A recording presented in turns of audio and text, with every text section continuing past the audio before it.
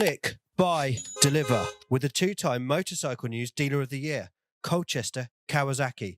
Proud sponsors of Chasin, the Racin.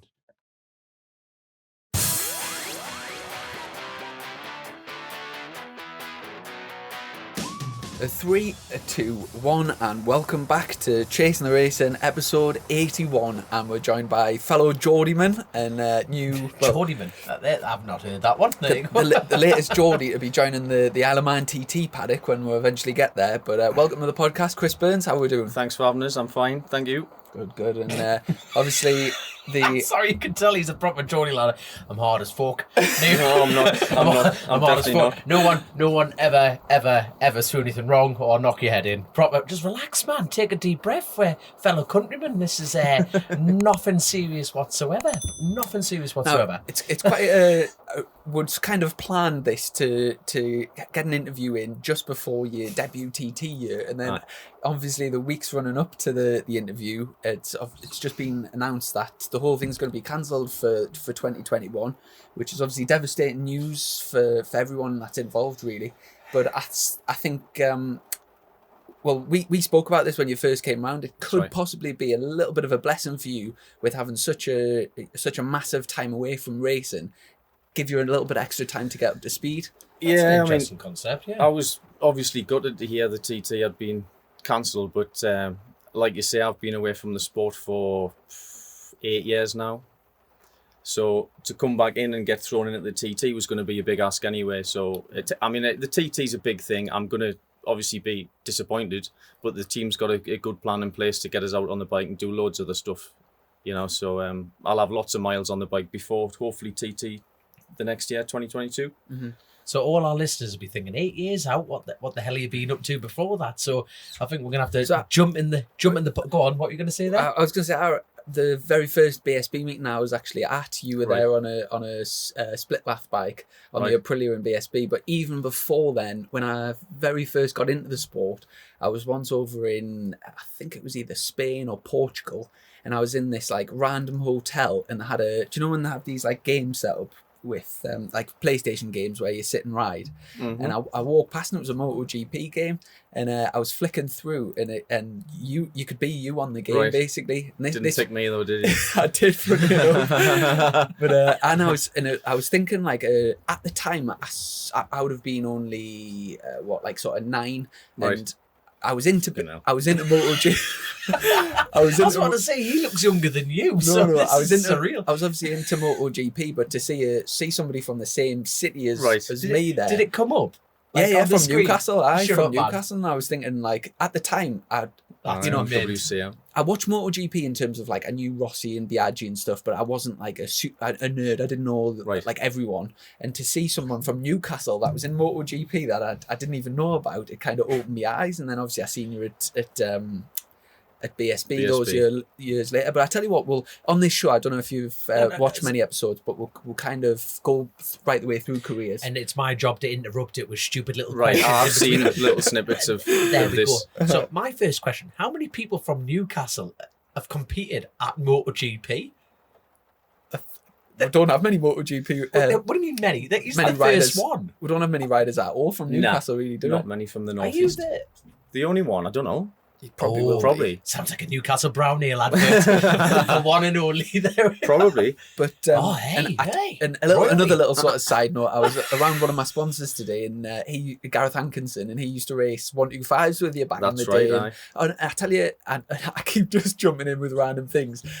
Years ago, I won the Super Teens, and you won that trophy as well. So I remember I'd seen your name crop up in various places. 96, I won that. Yeah. So I tell you what, go back. Was that your first sort of introduction to racing, the Super Teens? 95, I started club racing on a 125. Just to make you feel a bit old, that was the year I was born. Right, okay, that makes us feel good then. He does this, by the way. He's all smiles and teeth, tits and tan, but he insults every guest we get, which is fantastic. It's not an insult. So, were you born 95? 95. It's not an insult, but that's so bad. Go on, hit him.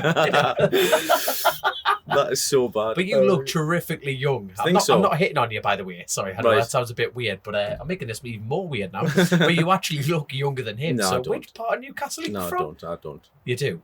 Take good care of yourself anyway. But A well-groomed Geordie lad. straight into, was a club race on a 125 or Club race something? on a 125. And was that like Bempsey or? Loads of different clubs all around the UK. Dolly Moore was my first race. And then, because was it production like sort of a Aprilia 125? No, the Honda. Honda. The GP class. Oh, right. At Like club level, yeah. Right. And then stepped into Super Teens in 96. Started in Super Teens, and a group of, like, Brogan started with us, Carl Harris, Toseland. Bloody hell, what a year. There was a good group in there, and I won it. Fantastic. That year. Get him. I won. But it was a good class. And after that, I stayed in 125s, BSB, 97, 98, Super Sport with Phil McCallum. Oh, yeah. And then 99 went back to 125s with Neil Hodgson's dad. RCD used to run a pretty good team. Yeah. So what, like, with those names that you've just mentioned, Yeah. what were people doing around you? You're saying you keep going back to at this early stage. You're going back to one. After I won the Super Teams. Yes, so you're saying The other lads all chose the 4-stroke route. straight away. 600s. And, you know, when you're in the class you're in and doing quite well, you sort of think that's the class to be in. Yes. And it turned out I stayed in that class way too long, 125s, because then they were starting to get, not phased out, but the big thing was the 600s, the 1000s, the 4-strokes. Right. And the Haslams, the Toselands, all the others just seemed to branch out into super sport. Straight off the bat. And I stayed in 125s until 2000. Right, bloody hell. So in like we're just jumping straight in with like, what's your biggest regret? But is that with hindsight the wrong move to do? I think Looking I at it stayed right in now? that class too long. Right. And Too then, long. So you were just about to say, when did you step out of 125s in the 4-strokes then? I had a brief stint in 98 with Phil McCallan's team, Motorcycle City. Motorcycle City. Mm-hmm. All right. What was There you that? Was that just the sponsor? Or? That was the sponsor. What that is was it? The motorcycle dealership. Oh, right. Okay. I'm not sure if they're even around now. Right. What was he like to work for then? Because he obviously had a very strong reputation as a Bit racer. difficult, like. Bit Really? difficult. I was a young kid coming in and we went to a first test in France. And I was faster than him at the first test. And he was great at first, but as soon as I got up to his pace, he wouldn't tell us anything. He told his Really? guys on his side of the garage not to help. And I mean, he was all right. Don't get us wrong, we got on, but he didn't want to show us anything, and he was he held us back quite a bit. What age were you at this point then? So you're dishing out 18. portion 18, and you're dishing out portions to Philip 18. McCallan, and you're going, So I didn't really get a lot of help that year. The bike wasn't the best, and the emphasis was all on Phil, which is great because he was established. He was going to be there, start the TT, which he was that year. Yes, I. And I just done my own thing, but in their colours, So bike wasn't the best. So at that point, were roads on the cards at this stage? For It's me? still early. Yeah. No, not at all. Really? Nah. Right. So what drove you into the road side of things then? Obviously, we're talking many moons from now. You're doing your first TT. Why now? No, not why now. I mean, like, so you had no interest in doing the roads, period, at that point. So why did you not have that's just a stupid bloody question, to be fair, isn't it? That's like, why does the sun rise and sunset? It does and it doesn't, doesn't it? So We'll get on to your sort of like the position we're in now and like looking ahead to the TT. But I'm really interested how like from that era, how you got from the BSB Championship into MotoGP, because it's a step that very few British riders get the opportunity to take. So from like were you teammates with Phil McCallan in Supersport? Supersport in 98, yeah. And was it a case of, did you get up into the stock 1000 or? No, at the end of 98, I had such a poor year. That year, I decided to go back to what I knew, 125s. Again, because I thought, well, that's the class, because I can do well at it. It's good. Yeah. So I went back to race for Neil Hodgson's dad in 99. Yeah. Had a 4 or 5 wins, done quite well. But then started to realise that all the emphasis and the crowd wanted to see the big bikes, the 4-strokes were the bikes to be on. I'd noticed that Carl Harris was going well and Brogan was going well in the bigger class. So I decided to super stock 1000 from 125. Yeah. So it was a bit of a yo-yo thing, wasn't it? It was, really? In 2000 in GP125s, was that the year that Casey Stoner was there? Or I was Maggot? 99. I think Casey came over in 2000 on a 125. So did you not get a chance to race? No, Casey? I didn't. Right. It just shows how little I know. I had no idea Casey Stoner came to BSB. Yeah, he won the Did- Super Teens, and then he stepped up and did. Aye. He wasn't on a very good bike at GP 125s, but he just blitzed everyone. He did, aye. And He was head and used, shoulders above the rest. I used to ride for Steve Patrickson, and back then right. Steve was an established 125 rider, Aye. and he just said Casey, like out of everyone he'd raced against, at that age you just knew he was like ultra special. Wasn't on the best bikes and just blew everyone into the weeds. He said, I think there was a time at we should get Steve on the podcast at some point. He can explain his stories, but he did tell us once that it was at Cadwell Park, and he was like one of the top riders in GP 125s, and this little Australian kid came over. Nobody really knew that much about him, and they went up like the fast part of Cadwell to Park Corner, and between Park Corner and the finish line, he pulled a full second on him, and he was like one of the best riders. Yes, I think even then you just knew he was heading for great things. And like I'm 25, and I sometimes think to myself, Stoner was a retared 2-time MotoGP champion when he was 27. Shut up, man. Do you know, like, Really? if you see somebody stepping up into BSB now at 27, you kind of, they're not young, but they're definitely not old. It's kind of like, like say Glenn Irwin's about 28, 29. He's 30, isn't he now? Yeah, so You'll hate me for saying that if I'm wrong. Sorry. and you think Stoner is just to be like, yeah. Why did Stoner pack in?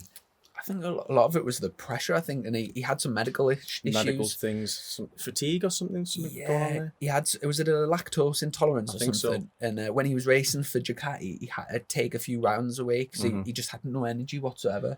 And I think he's actually recently had it this year. I think he's had a few months in bed. Right. But yeah, Jesus, I think it was wept. I think.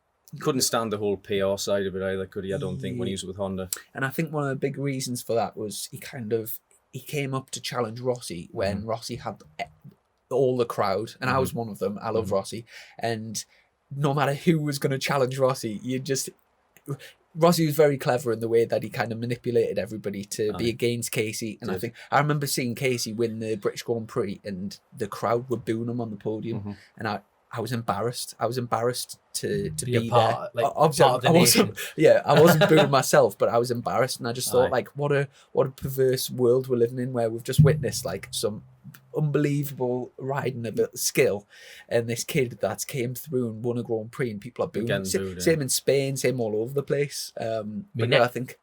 My next question for you: if Casey Stoner in his prime, would he beat Marquez? But you don't. You shut up. Go on. From the gut, young'un. From the gut. Yes. It's It's so hard, isn't it? Yeah, it's so hard. It is. Yes. It's impossible. It's impossible to know for sure, but it would have. That'd I be a feel good poll we've kind question, wouldn't it? I think that's brilliant. We've kind of been a little bit robbed that we never actually got to Never see got that, to because see it it. would have been so good if Casey had hung on for a few more years. And even that first year when Marquez stepped up, it would have been brilliant to see the sort of master and the Both the so apprentice. Did you watch the MotoGP this year, or like since you not racing there? Oh, I think yes, I followed it. You Yeah, followed it. Yeah. So what did you make of this year as a summary? Do you think it's been better without Marquez, or gutting that he's not there? Well, it's not good to see him not there, but he was so dominant when he was there. It's been a good, do you know what I mean? Because again, you never knew who was going to win. Anyone out the top 15 could have won a race. And that for me made it more exciting. It made it better to watch. But, he is a miss though. I totally agree, but the thing is, normally it's like, who's going to come second? That's it. But this year, like you say, it's been a flip of a coin and seeing what happens. Exactly, Any news on what's happening with Marquez? Is he coming back next year, or they say? But because it was a massive operation he had, and the crash that he had, the original crash in Jerez, when he ran onto the gravel, went to last, then almost got back to the win. That is phenomenal. And crashed. But that like, I've damaged my shoulder, and he'd had a few operations already, but to see him flip through the gravel and then to get to see the damage, that it could have been a career-ending crash. I hope it isn't. I hope he does I hope he does recover and he comes back. But what makes me laugh is when you watch him, he's just got his helmet up like he's just been winded. If you know when you watch that footage, he's sitting on the sidelines at the paramedics going, watching that live, I knew it was serious, because it doesn't matter how injured Marquez gets, he never shows it. And He did. And you could see he was in loads of pain. So Jesus. you know it's serious Yeah. when that's the case. But I was going to say we kind of got lost. We've off totally got about off on the MotoGP side of things. So you got up to stock 1,000. Was that in the UK or European stock? It was 1,000? UK, but this is 2000 season. Yeah. It was UK, but the first round of the season was Donington Park. But just before the BSB round, the first round of the World Superbike was going to be the same circuit. So we decided to do that round as a test. And I finished third, Yeah. second to Vermeulen, who won the race in the European stock 1,000. in the European. Bloody But it was my first time on a 1000cc bike from a 125. Wait. Vermeulen that rode for Sanyo Honda then, when he first came over. He won the race. I was second. So then we thought, well, what do we do now? Because suddenly we're second in the championship. Do we go for BSB or European? So we decided to go European instead. Right, bloody hell. Back of the van job. So 125 to 1,000. Like, at what point did that become a decision? Let's be honest. Were you bricking your pants getting off a 125 onto 1,000 initially, or was it just like Not this is really. not really just water off a duck's back? I mean, and thought, obviously the bike felt totally different, like, but because we've talked about it loads on the show. It's like different styles and how you approach different bikes, running cut like deeper in the corners. How easy was that transition for you? Was it just like 125's all corner, isn't it? it is. But I didn't know what to expect with the 1000cc. Obviously, I'd never been on one before, so I just decided to. I think we'd done a track day or something at Mallory Park before, and then we turned up at the European round and just thought, well, we'll see how it goes. And I qualified on the front row and finished P2, so didn't expect that at all. And then decided to go the European route that year. Was that a dry race as well? It was dry, yeah. Bloody hell, it's It was unbelievable, and it's just no experience. And can you remember that obviously Chris Vermeulen won that race? Was there That's any other sort of famous names we would know in the championship that year? I think James Ellison was in it that year. Right. Mm-hmm. Yeah, we had James on the podcast. He was Did you? talking about doing European stock 1,000 for a while.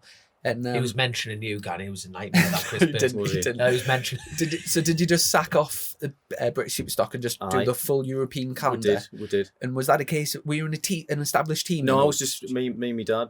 Back of the van job. Bloody hell, that's amazing. Bought a Securico van from somewhere for about 500 quid, and off we went with an R1. All around Europe. White fairings, no spares. Bloody hell. Slept in the back of the van. Yeah.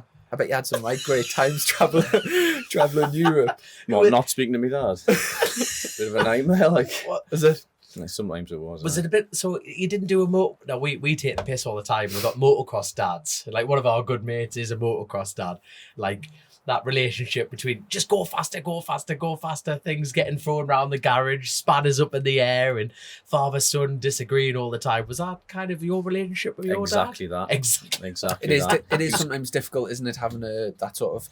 It's obviously a close relationship in terms of a family, but when you're trying to achieve something, it's almost like a job when you're at the track, and it's kind of a professional relationship, and then you but you're still son and father type thing. It was tough. He was a typical motocross dad. Obviously, he just wanted us to do well. Do you know what I mean? But it was really tough because if you weren't on the front row on, whatever it was, you got a hard time all the way back from Monza or wherever it was. It was tough. How far's that drive? Just put it in perspective. 24 hours non-stop. We never used to stop. 24 hours of beasting. Never right? used to stop. Nice. The van was limited to 56 mile an hour or something. And he was doing 40 just to And we make the wouldn't beast. even stop to change drivers. We'd just slide in, change the driver. That was it. Keep Shut going. up, man. He wouldn't even stop.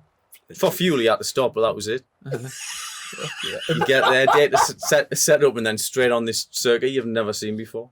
So was he a gifted? Like, what are you like on the spanners? So you've I was just alright jumped on the in- spanners. I had to be then. That's I what was I mean. doing all my So own stuff then. You've jumped in. You've nicked a van because you can't get a van for 500 quid. You've No, it was a completely cheap nicked van. It was from the auction. The van was from the auction. Aye, from your mate around the corner. There No, you it go. was- Someone's nicked it. Still had a Securico on the side of it. Nicked it from a security firm. So We were just chatting before the podcast. I'd seen a picture of your dad in a sidecar at the TT, so Right. I've always thought he was a sidecar TT man. Yes. But you've just told us that he won a sidecar TT, which I never Aye. knew, which is a hell of an achievement, isn't it? But you also did solo as well. Which 350 Yamaha and 700 no idea Yamaha about as that. well. Aye. And did he Bloody race hell. short British circuits as Championship, well? I did. Aye. how did he fare then? In British? I think he was like top 6, top 8 and stuff like that. He was all Like a right. top goer. Yeah. So you turn up, first time on 1,000, European, come second. So how did that season continue? So you made a decision. Your dad's beasting you all the time. So how did that season like continue? It went quite well. I think what round 2 I think was Hockenheim. Never seen the circuit Hockenheim, before, what a name. but it was the old track as well, the fast one. Turned up, didn't have a clue where I was going. Put it on pole by 1.5 seconds, and again I was like, well, what's going on here? In the dry. That's the same race Troy Bayliss when he first replaced Carl in the factory team, Fogarty. Right. So the first race he replaced Carl was at Hockenheim. So he took, because I knew him anyway, because he'd done BSB the year before. So he was doing my pit board with my dad in qualifying, I remember. And I put it on pole by 1.5 and then won the race as well. So the season just started off amazing. It was like, well, what's this all about? Thousands there, nothing. Do you know what I mean? I bet that drive home wasn't too bad. Well, I didn't win the race by far enough. That was the problem. That's mint. I was about to ask that question. I bet it was like, hello, come here, son. Come here. No, it wasn't. It was like you lost 3/10 on lap 4. Why? Shut up, man. Okay, then. He was tough, like. He was tough. And do you think that helped to get it, like, sort of squeeze the best out of you in I think those so. days? Like you I think sort of so. getting pushed, but obviously it was working with results like that. Aye. I think so. So you went from, I can't even pronounce that. What was that? Hockenheim, Germany. Hockenheim, they are. So how many rounds was this championship? The championship was always short. It was like 8 rounds. 8 rounds. 8 rounds. Monza, I think, was the next round, finished 3rd. And I think Misano was after that, and I crashed on the first lap. High-sided the bike on first lap, and the bike followed us into the tyre wall and broke my shoulder. I was just about to say, when was your first bite back from 1,000? Was that it? Misano, Jesus. turn 1. You've done so well to get to that point without high-siding yourself over the moon It was on the 1,000. first crash, but it was a big one. But obviously I was out of that race and I missed the next race. So if you miss 2 rounds in a short season, it's pretty tough, like. Aye. And then came back. I can't remember what the last couple of rounds were. But finished 3rd overall. Achievement, So that my first year on 1,000. No, it was all right. It was Is all the right. shoulder still giving you a bother? No, it's good. There you are. It's good. And did you do any BSB for like practice or anything in between, or None. Just the Europeans that year. right? And so this is 2000, is it? Or Yes. 2001. I was just, 2000. so I was about to ask you this question. What, in comparison, what was better at that time period? BSB, 1,000, or European? Obviously, it's got to be European, but he's turning up and blitzing everyone a second and a half and breaking shoulders. Yeah, I don't know which one was more competitive at the time. I mean, It's a shame. British was as well. You had Glenn Richards in there. It's a shame. Vermeulen. European stock 1000's been scrapped, because I mean it was a pretty good class, and it was kind of, for quite a few people, it's been a Yeah. good stepping stone up to, you know, to better things. I think did what's his name, Ducati rider, Pirro. Yes, Did he did stock 1000? I think so. and It was world. It changed to world super stock, didn't it? For Did the it? last few years, it was the same. It was the same class, but I think Perro did do that. And there was a few like Savadori and that stepped up to World Superbikes, but yeah, that and the European Superstocks got scrapped, Right. and they just have like a massive super sport grid now with and I think they run something called the European Cup, which is kind of like supposed to replace European Stock 600. But the whole, I mean, we'll get onto this later in the chat, but the whole sort of dynamic of the paddock's slowly changing, and obviously we've had the introduction of that 300 class, the World Supersport 300 class, which is they're not race bikes, they're more like sort of commuting bikes that have been adapted. Yeah. And so that's kind of replaced what would be sort of the 125s, like the sort of the low class for the kids. And then the Supersport class, we've just been talking about the R6 is going to be stopped going. They stopped manufacturing them. I think we were just talking about, like, the Honda was first to go, then it was followed by, oh god, shows how little I know. No, I think it might have been the Suzuki's first. Suzuki's and Hondas, then Honda's Kawasaki, then Kawasaki's is now going into the Yamahas, and the R6 has just been so dominating. But they've stopped making them. But there is a race support system with them still. Well, there's a new news has just been released. I think it was this week by BSB. Basically, the racing's kind of got to reflect what's happening in the market, so what's selling and what isn't. And obviously the R6 mustn't be selling very well, so they've stopped making it. Right. But they're introducing, obviously Kawasaki brought out the 636, which is it's super sport eligible, and now Triumph are coming back into BSB, official Triumph team in Supersport, with a 765. And so that's going to be open, and also 765. 765 Triumph, and also there's a How's that? the Ducatis. There's a particular Ducati that's going. Right. I think it's the Ducati 8. Is it 848 or the 890 or something? Right. 890, I think it is. So basically the opening Supersport rules up to other manufacturers and other sort of capacity engines, and then I think they're going to try and sort of get parity with the electronics. So a little bit like in the Supersport 300 class, you can have a KTM 390, a Yamaha R3, which is a 300, or a Kawasaki Ninja 400. So even though they're all different CCs, they can sort of adjust the rules to keep the manufacturers level.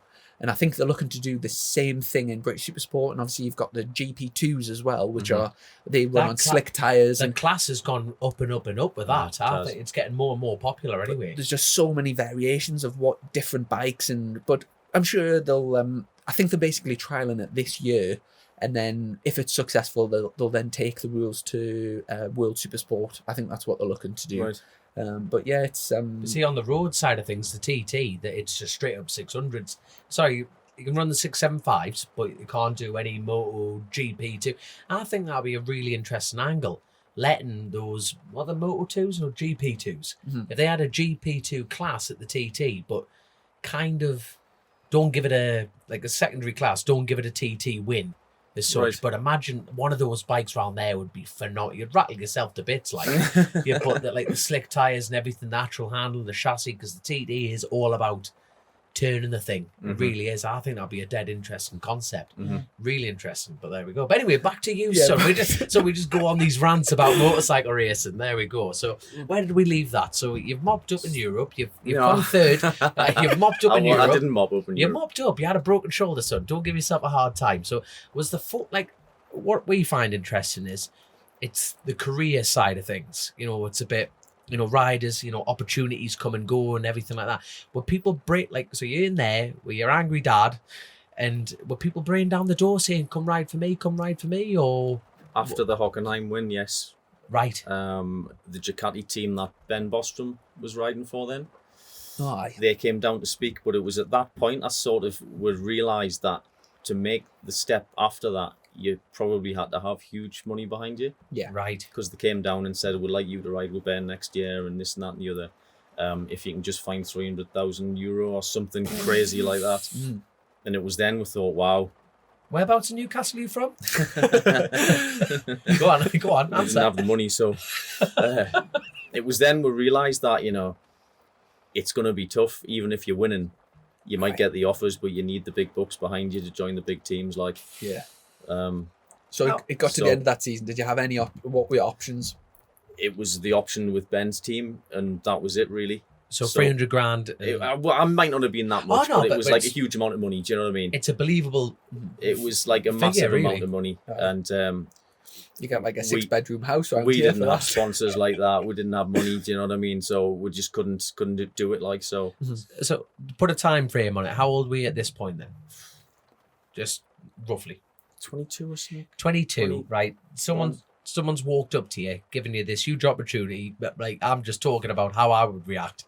It'd be like a kid in a bloody candy shop, wouldn't it? It'd be like eyes lit up, huge opportunity, and then big bubble pop up turns up and goes, "I want 300 grand off your son." Yeah. How talk me?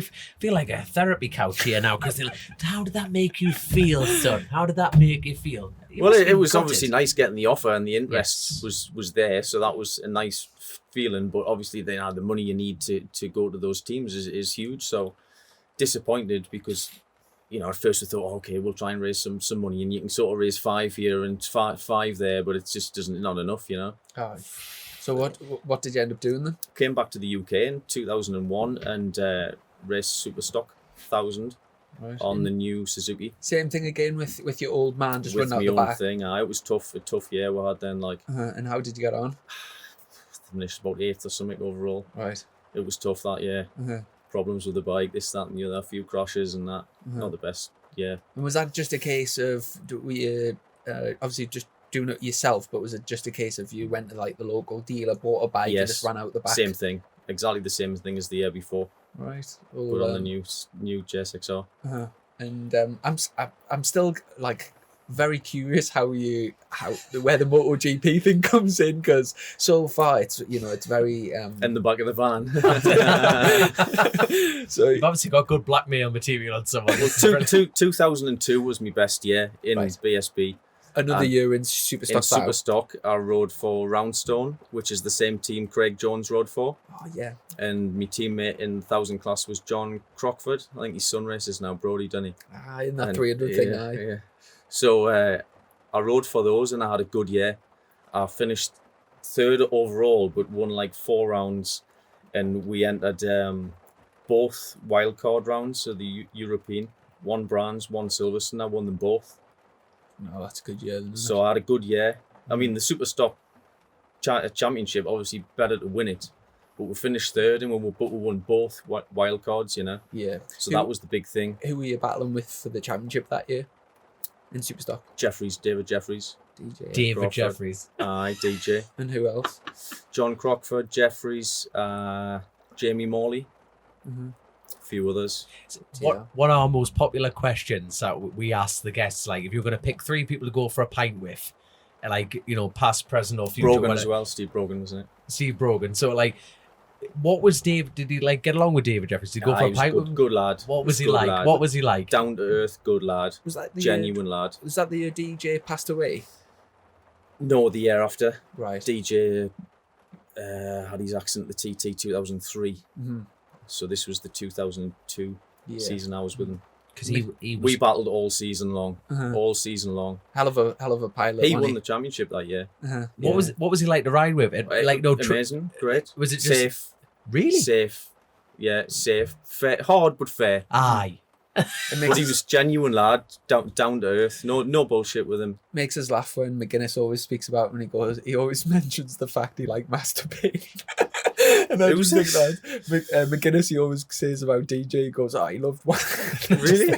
What a random thing to say, but it's so funny. Obviously didn't know him well enough, like, because I didn't know about that. Okay. Aye, Chris, go get a pint. Exactly. Don't turn around, don't. No, but he was a good lad. He was a good lad. God. I'll tell you what, I'm going to throw that question in right now, well before the end of this interview, well before the end of it. Who, like, the lads you've raced with, who were your favourite drinks? Who were, like, the biggest characters? 3 of your favourite people you go for a pint with. Pick any 3 of them. That I rode with? Aye. That you've raced against. Anyone across any discipline. Number 1, definitely my teammate when I was in Grand Prix, David De Gea from Spain. Right, why? He was crazy. You're going to have to embellish. Come on. Good lad. He was fast. He was fun, but he was mad. Nights out. Loved the girls. Showed us round. Strip clubs, nightclubs. David was your man, and he was my teammate. It was a bit wild with him. Like he couldn't wait to get off the bike. Come on, Chris, grab your bag. He knew everyone. It was good fun with him. Like, you still in touch with him? No, I haven't spoken for a while. But I tell you what, he's mad, absolutely mad. I think we'll have to get him on as a guest here. Who's second?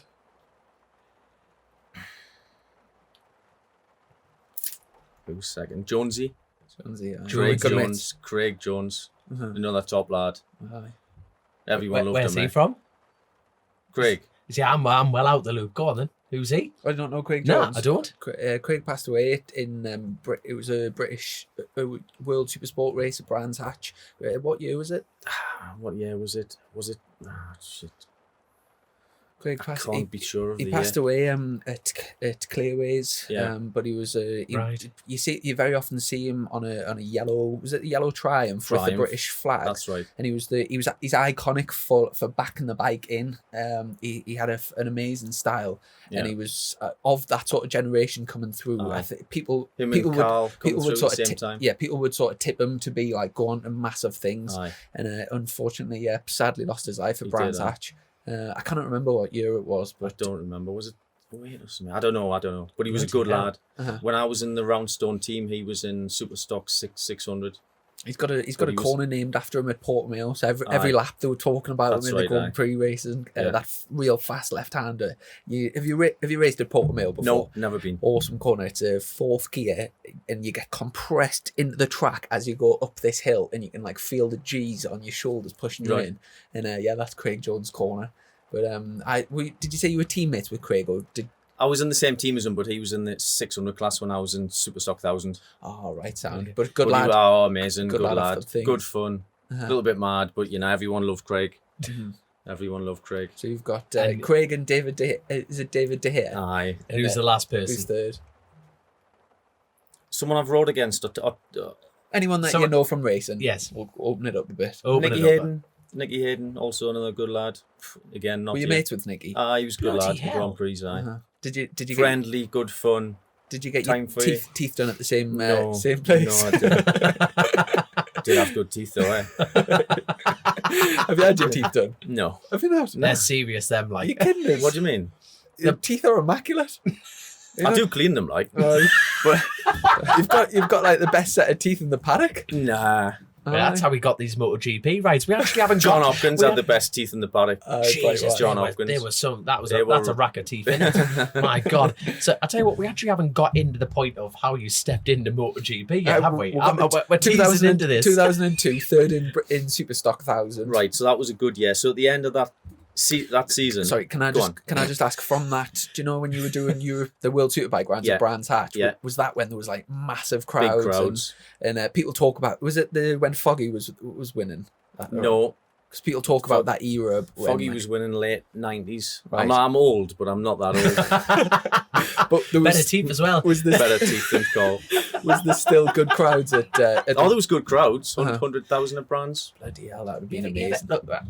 Right. Have you ever signed a pair of tits, bare breasts? Have. My God, have you? Yes. That's my dream. That is actually my dream. That is full on rock star. Where did that question come from? Wait, 100,000 people. There's going to be a population of women, right? He's got nice teeth. Someone's going to throw their breasts in his face. Well, because I've got as a clean professional, teeth. but that's it, and just be like, right, no problem, pet. There you go. There's me number. No, I only done it once. Where was that? In that strip joint. Oulton Park. Or did someone just get the wabs I out? got into big trouble for it because I was with my missus at the time. Oh God, she was in the garage. Right. What was it on pit lane or something? Or? Pit walkabout in the morning. What? Someone just whipped the threatens out? That's mint. He's living the dream. He's lived to sign them, so I did. That does not happen at the TT, right? Does it not? No. As much as we wanted to happen, it doesn't. It really doesn't. My God, Really? no, mate. We have a few listeners on this, so if there's anyone who'd like to run up at you with their waps out, please feel free. What did the missus say? Like, She just went off it. was it? She used to go off it about anything anyway, so it didn't really make much difference. Did you not just explain it's part of the job? I did. I've tried to, but I did not enjoy that. I had to do that. I'm under contract. But you couldn't say no, could you? Of course you can't. You're a gentleman. Exactly. You're a gentleman. You've got to do Try to these do the things. right thing. Have you ever signed a pair of waps? No. Not No, yet. not yet. Look at that. Well, we're all in dreams. Loads of time, hope. We're living hope. Loads of time. He's done it. I would look. I'll be mint. That'll be just there you go. Anyway. Just throw the pen. ACD site. So, third in the Superstock 1000 Championship, 2002. That's right. End of that season, I got offered a test on the Crescent Suzuki and the Virgin Yamaha at Donington. For BSB. I Right. tested both bikes. Test went okay. Christ, this was so long ago. Had an offer to go with Virgin Yamaha the year after. Was that Through Rob Rob Mack? Yeah, we had Rob Mack on a while. Not long ago. It was a great crack, that. So I got offered a full-time deal off Rob, but it was like 150 grand or something. Again, money I didn't have. Oh, to take? I thought you meant to get paid. No. Double it. Definitely have new teeth like if I had 150 grand. So you had to pay 150 grand for a BSB ride? 150 grand at the time, so... What do you... Jesus, 2003. Again, money I didn't have. Aye. And then about a week after I got offered that ride, I got a phone call off Neil Mackenzie, who was obviously good friends with the guy that ran the WCM team, because he rode for them when they used to run Rock Yamahas, 93. So it was the same team he rode for.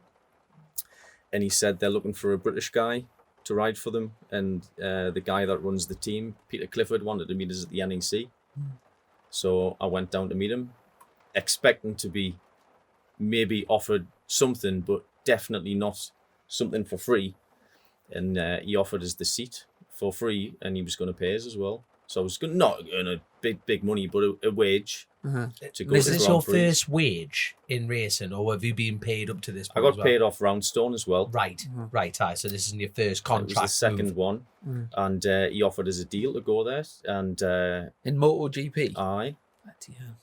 to be fair, there was 3 who got offered the deal, and Hislop got offered it, so he turned it down. And Rutter, I think, got offered it as well. He turned it down. They were obviously older and they wanted a competitive bike, and the bike I was on obviously wasn't going to be the best. I knew that, Yeah. but it was more appealing to me than what it was them. Do you know what I mean? Fantastic. You're the only Northeast rider ever to be in MotoGP. Damn right. Well, That's class. What era was it in terms of like, the seat engine capacity? What was the bikes then? When you first 800s went, or thousands. oh yeah, when you first thousands. was it the Aye, thousands. era? Right. So I think 2002, that's when they first changed over, but some of the teams decided to run 500s, didn't they, when they were first finding the feet? Did they? So that's when the grid was a bit mixed. Right. But 2003, when I went, they were all 4 strokes. Right. Oh, so they'd had 1 year on the Aye. thousands on the 4 strokes. 2002. Right. Okay. And so it was is that a British team then? Yes. Is it? Well, it you know, it had a few guys from all over the place, like French and stuff like that, but it was mainly a British team. But the year before I went, they were winning Grand Prix with Gary McCoy. Bloody hell! I remember Gary So McCoy sideways. it was a top team. All the guys stayed, even though they lost the backing off Red Bull. Is that the team? See, I remember Gary McCoy on the Red Bull bike. I didn't really. So that was the same team. But at the end of 2002, they lost the sponsorship with Red Bull. But they still had an agreement with Dorna that they had to run for the next, 10 years or so. So regardless of the issues with the sponsor, they still had to field a bike. And that's when they sat down and said, right, we're going to have to build our own because we don't have the funds to lease the factory bikes off Yamaha. So we're going to have to make our own bike here. And that's when they contacted me.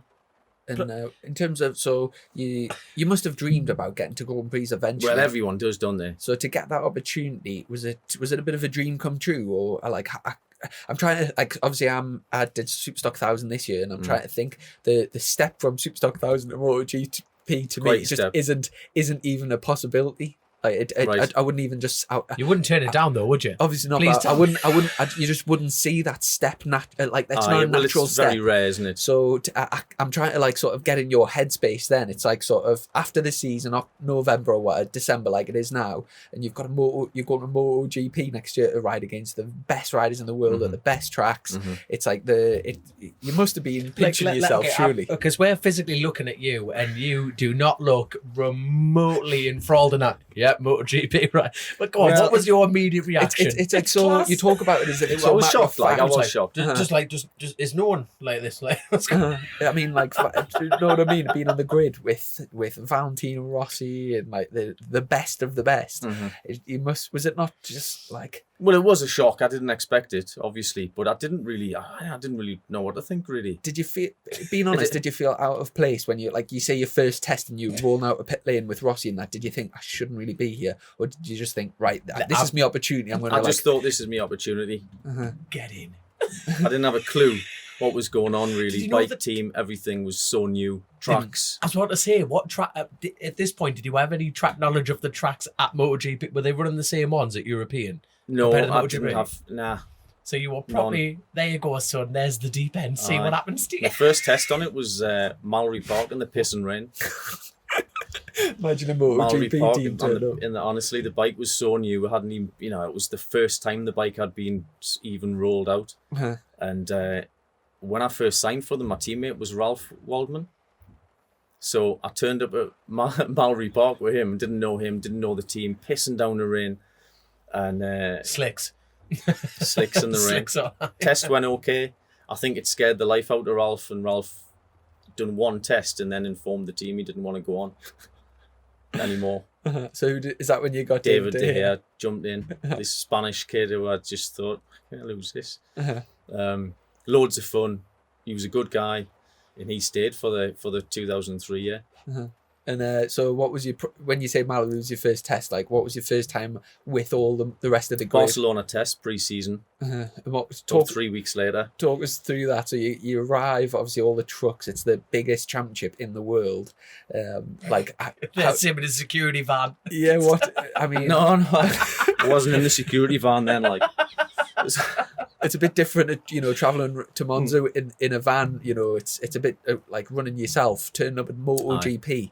We like talk us through like I mean, That it is must unreal. be a bit That is mental. unreal. the first test. Aye. Flew into the first test. I remember it well.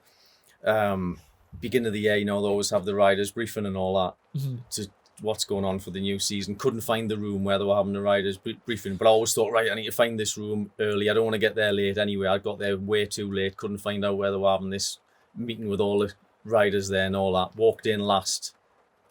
Like a pin dropped when I went in the room. Everyone turning around, you know, all these faces you've seen on TV for years. Rossi, Gibbernow, Biaggi, Nakano, all of them. So I'm sitting at the back thinking, fucking hell, this is a bit daunting, like, do you know what I mean? And, I bet. But I remember well, the only rider that stood up and came to the back and introduced himself to me was Valentino. Really? Oh, Not that there's he a sign needed of to introduce class. himself, Uh-huh. but he was the only guy that came up to us afterwards and introduced himself and wished us luck. Honestly. Fair play. Aye. None of the others did, Uh-huh. but he got up and came to the back and says, "Oh, I'm Valentino Rossi," and all that. I thought, well, I know you are. Yeah. But it was nice, do you know what I mean? Uh-huh. And then did he say, sorry, what? I didn't catch your name. What? Exactly.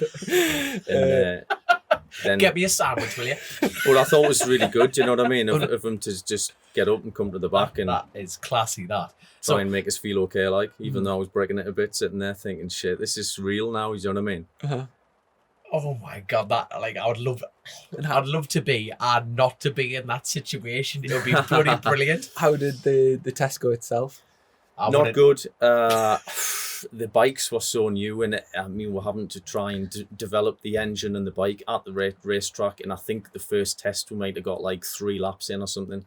The bikes were even exploding on the stands, warming up, like big things going on.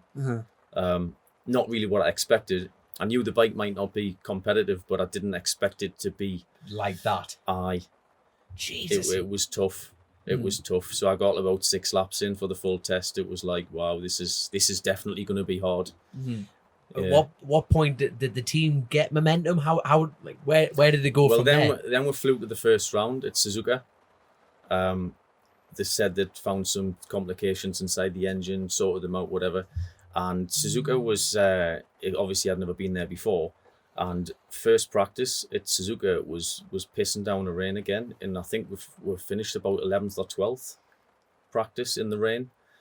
But the teams knew the bike wasn't legal, as in we're still using Yamaha crankcases. But Dorna sort of had an agreement with all the teams. Look, these guys aren't ready yet, but will you let them in? Do you mind, sort of thing? Aye. But I think the teams didn't expect it to be competitive in wet or dry. Mm-hmm. So they just said, yes, it's okay, this bike's going to be shit, sort of thing. They won't do Aye. the thing. Mm-hmm. But when we went to Japan and we were like midfield, Mm-hmm. the teams all went, that bike's illegal. Aye. Were you mid-pack in MotoGP? In the rain and there, yeah. Uh-huh. Yeah, that's a hell of a thing, isn't it? So I think it was like first practice or second practice in the pouring rain, or like 11th or something. Uh-huh. But no one expected it would be anywhere near that. Yeah. So because the teams then knew the bike wasn't quite right, it wasn't competitive, but it just had some bits on it that was still Yamaha. They said, this bike's not right, you can't race on that. So they basically kicked us out. And that was the end of that season. No, it wasn't. We had to make the bike fully legal before we were allowed back with a 4-stroke. Right. So we had to turn up at the next race and do the garage out for Eurosport and so it all looked good, but we weren't taking part in about the next 6 races or so. Honestly. Mm. So what was the point of going?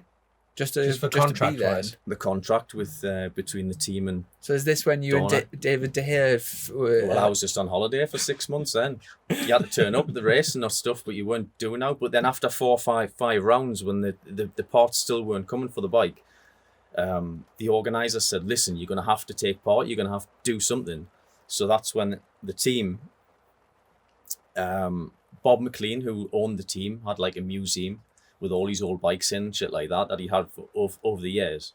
And he had a couple of old 500s in there the Rock 500s that Neil Mackenzie rode. What, in 2 '93. strokes? Aye. So he got them out of his museum. This is serious, like, and because the organisers were putting big pressure on the team then. Just imagine Right. you being like in that position, being like the bloke. I've got great news. I've got you this old 500. Exactly, like out of the museum. I'm like, "Fucking hell, this is a serious joke." shit. This, like, so. Anyway, the organisers You were broke putting it in. on the 500. Uh-huh. The bike was 10-year-old, 93. I bet you've won 125 championships. This Exactly, would be nothing what's to wrong you. with you? Rev it. Go So on then. anyway, so you had to ride that. Well, the team were getting, told, look, you're going to have to do something, because at first the team were told we're going to miss one round, and we'll miss 2, and then we'll miss 3, then we'll miss 4. So eventually they had to get these old bikes out of the museum and rebuild them. And then the next round, I think, was my home Grand Prix, Donington. So then On I a turned two-banger. up. I hadn't rode a bike for 6 months. Obviously, the other lads are the best in the world. They're all up to speed on the latest bikes. And I had to ride a 93 500 with David. He was on the other one. It was tough, like. Oh, I bet you were. But even the tyres weren't right, because then they weren't even making tyres that were developed couldn't around fit the 2 rim. strokes. So we're using the 4-stroke one. The profile was wrong. But we'd had to just use them and do the best we could. I bet all your friends and family. Oh, it's the home Grand Prix, and that you're like, don't Exactly. come. I know. Stay at home. Did you ever? No, you can't jinx it because it's come and gone. Did you crash one of them or not? Yes. Yes, let's talk through that. Crashed it. I bet. There's a short clip of it on YouTube coming 'Cause on the back straight. The term unrideable gets thrown around a lot with those motorcycles. Like, It how wasn't. early did It wasn't that hard to ride, but you're riding a bike that was like Oh, 10-year-old, you've seen and them. It just super uncompetitive. aye. And so were you and David last? Oh, I would. I mean, the speed trap figures were like 40 mile an hour down. Shut up, 40 man. Miles an hour, yeah. Oh yeah, and then he blew you off the bike when they come past. The next round after that was Bruno. You're laughing. You want to be sitting on the bike? Was it embarrassing? How did you feel? Aye, it was fucking hard work. Like Yeah, I bet. it was hard work. Like you're riding your tits off, and honestly, you were just going nowhere. Like, but the next round after that was Bruno. You know, the uphills at Bruno, and the bike almost felt like it was slowing down up the hills. I mean, it wasn't, but it was because the new Hondas and Biaggi's coming past you so fast. It's like, fucking hell. I'll pedal this thing quicker. I remember that I once had when I was my first year doing Super Teens. I had one of my bikes wasn't very good, and I used to have to change down going up. Do you know Schwantz at Donington, how it's uphill? So you would come out of the old hairpin, and then you would have to drop it in gear up the hill to No get up way. the hill. And you just think you think It wasn't that bad, son. You on see. on a thousand, you're like sliding, and it's so fast up that It is, hill, man. you're spinning and whatever, and then on the little 125s, just You're flat using as- the clutch. I clutching it. So then, So was the phone ringing for factory office? Not really. Tell you what, it was tough. Like, You did a great job on that 2-stroke. So do you want I think we've done 33s or something on Donington on it. Really? 34s or something. Aye. And so going at the end of that season, did you manage to get 1,000 sorted for the following year? The next round, I think Bruno had done the Bruno race, which was tough. And Bruno, the day after the race, had a test, and that's when we had our bike done ready. But it was tough. It was still going bang, and gearbox issues and oil pressure problems, but you know what I mean. We were developing a bike at the track. Aye. No experience. Bike was new. Everything was so new. But I think we didn't finish a race until the second season, midway through. Blimey. I So you did stay with the team for another year? 2 years. The team in 2004, I was teammates with Michel Fabrizio. All right. It was tough. He wasn't a good teammate. Why? Just wouldn't speak. Thought he was a prick. He was a prick. Right, can I just throw this personal point of view straight in there? This is literally the most honest interview ever. Normally you get riders sitting here like throwing every excuse out the book straight at you going, well, the bike wasn't quite right. You've Oh, just the bike wasn't quite right. Oh, no. I 100% believe everything that's coming out of your mouth. You're like, the bike went bang and, got a bike out the museum. It's like, these are fully legit answers. And there is not a shred of bullshit with this at all. It's fantastic. And so your second year, you said you eventually got to finish midway through the year. Yes. Was there any success in that year? Was there anything like the... Nah, results-wise? Yeah. Nah, not at all. But okay, not... You know what, I always hope for a wet race or something, because obviously you need something like that if the bike's not up to speed, but we never got one wet race at all. Not one. Practice sessions. Not one. Odd one in practice or something, and would finish sort of 15th and stuff like that. But races were all 35 degrees and boiling heat. It was tough. What's was there any sort of experiences when you were in those races which have stuck by you? Like anything like you've seen like Rossi out on track doing something amazing, or like is there any memories that you have that you just think, bloody hell, that was unreal? Wasn't in the races long enough. Actually got to lap 1 or 2 and something would go wrong with the bike. It was as bad as that, like. Honestly, it was as bad as that. Finished the first race in Phillip Island and second season with them, but again after that would like break down in the next 5. No, just a total nightmare. It was a nightmare. So obviously you'd sort of dreamed to get in the Grand Prix and you got there and it totally wasn't what you'd dreamt of, if you could say that. Were you pleased to leave the Grand Prix paddock after that experience? I was, because at the end of the second year with them, if you've had a couple of bad years, I just felt totally demoralised and my head was down. Do you know what I mean? Confidence gone. Bike was letting us down big time. Crash after crash. Oil leaks, this, that and the other. So I was pleased to get out of it because, the first year when I was there, I was like up for it and everything. Come on, let's go, lads. And then at the end of year 2, you weren't that bothered when the bike. You know what I mean? When you finished in your head, it was like that. Right. I've had enough now. I need to go home. And when it's like that, you cannot be fast, can you? Now, you can't. Was that a case of like MotoGP, or was that I want to continue racing, or did you think continue. I've had enough? I had enough of that bike. It just it broke us really. It broke us like. I don't blame you. So at what point did you think, well, what did you want to come home to? What was the next step in your mind? Well, I hope to come home and get something fixed up and beating BSB, but I found it really hard. Yeah. Because you're only as good as your last result at the end of the day, and when you've had 2 years of finishing nothing, nowhere, not seen at all, it was tough. Came back hoping to get a BSB ride, and I did get one. I replaced, what was it, ride for? I replaced McGuinness when he left AIM Racing, Yamaha team, and I replaced him for the remainder of that year. Again, it was okay. Results were top 15, but it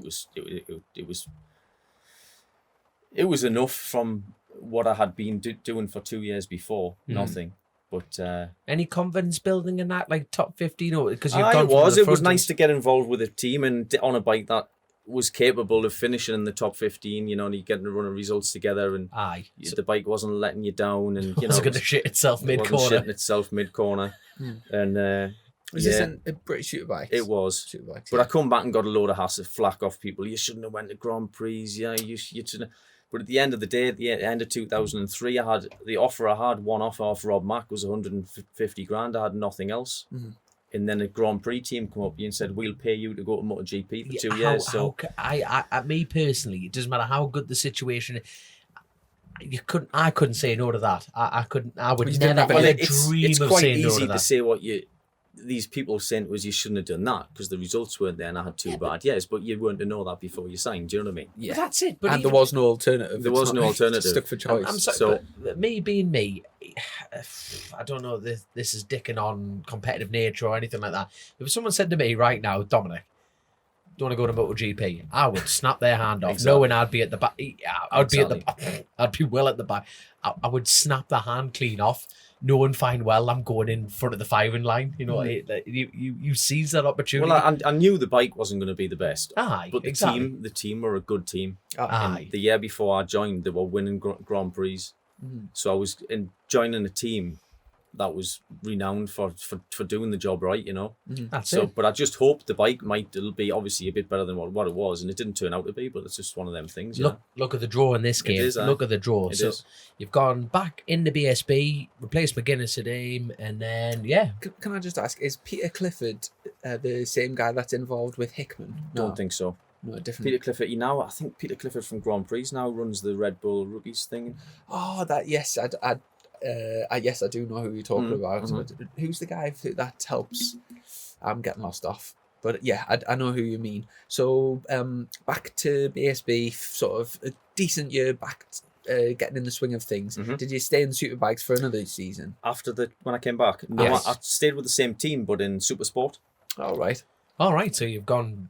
So On- what inspired that move, or was it just the team opportunity? just said they were going to run 600s, and I had no offers off anyone else, so I decided to just stay with them. And what was the manufacturer? Yamaha. Yamaha. I think that's when the new R6 first came out. Oh, Or mega. 6 was it, something like that? And did you have a good year in No, I Supersport? didn't. I didn't. I'd done the first couple of rounds. The bike wasn't so good, and then the team stopped. The team stopped. What were the reasons behind that? Just Dunno, money, all that crap. I will just warn you, I've got a really bad, awkward laugh. So, like, sometimes if if there's nothing funny, but I might just laugh at, like, oh, do you have an awkward laugh? Or... No, not at all. Of course he doesn't, man. Look at him. But you know, when you just just kind of laughing at you. blunt when you ask about, like, obviously it's not funny the fact it wasn't a good year, but it's But just. it's the delivery. It's Yeah, for just me, no. it's fantastic. I love it. No, Chrissy, it didn't go well. No, So where was the turn of the tide here, son? You've seized every opportunity you've ever had. Where was the turn of the tide? Where I go and top it up. turn of the tide. What Turn did I of do the after tide. 06, 07, 08? I can't remember, man. This is so long ago, man. Be all right, man. 2008 BSB had a decent year. That's when they first run the Superbike Cup. Oh, yes. That's when I ran on the MV. Uh-huh.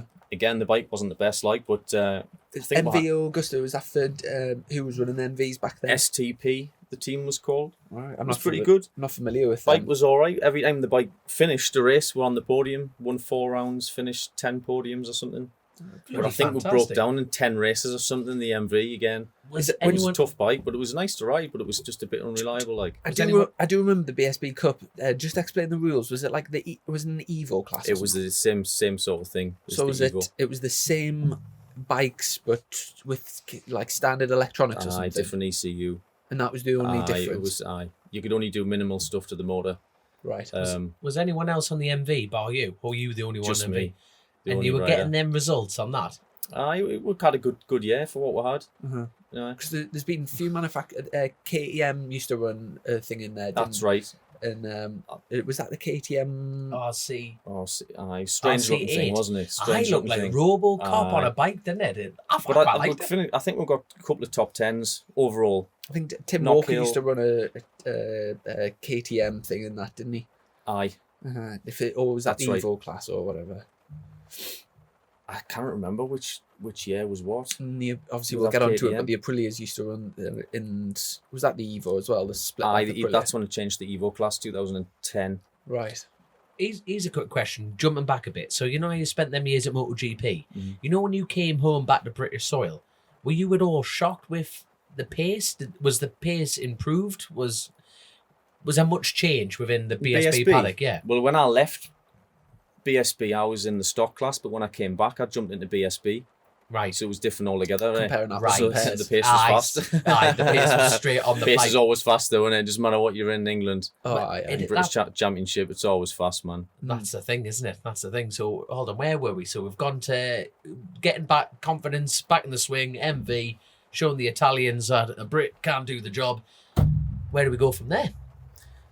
2009. Didn't have a ride until 2009. Even after those Didn't results? get fixed up, nah. Didn't want to stay with the same team just because the bike was unreliable. Because, I mean, we've done okay. We finished, we got 10 podiums in that class. Won 4 rounds, but we broke down in 10 races as well. Not And that side of things didn't really improve as the year went on. uh-huh. You know, Right. the bike sort of thing. So 2009, I thought I'd get fixed up with having some half decent results, but I didn't. And I held out for a ride in Germany. I replaced Martin Bauer, who rode for Holzhauer Honda, and I replaced him for 3 or 4 rounds. Good team, teammates with Michael Schumacher. Was that then? Aye, So I thought that was after the whole BSB Hold thing. on. Michael Schumacher, the Formula One driver. car guy. The car guy. Mhm. Bloody hell. Hold on. He went into racing motorbikes. After his Formula One stint, Bloody he did hell. Big IDM. passion was bikes. Like Was he any good? he was quick. He was really quick. What was he like on a personal note? Nice guy. If you didn't know who he was, which obviously everyone does, you wouldn't think, you know what I mean? He was just a normal guy. Uh-huh. Down to earth, friendly guy. Didn't really like the media side. Wanted to be on his own a bit. You know, he was all right. And obviously being teammates on the same equipment, what was he faster? You faster? Was much in it? Well, when I first went to Germany, then learnt my teammate was going to be Schumacher. Then I got to know about the team because it was the Honda's official team out there, so it was a really good team. And but Schumacher had been involved with that team for 1 year before, right? And the team said the first season he was there, he just crashed. But he learned quite quick, you know what I mean? He wasn't.